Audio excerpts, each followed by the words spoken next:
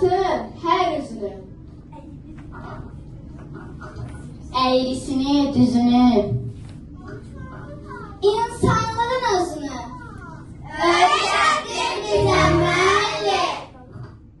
Öyrətdin xoşbəxt olmağı,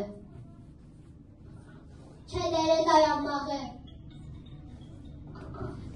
əzabların ardından həyata tutunmağı öyrətdin bizə müəllim. Həqiqəti gerçəyi, böyüklərə hörməti,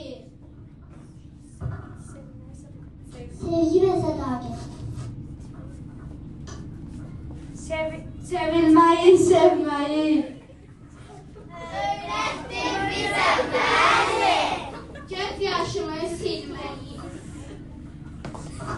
bəyəm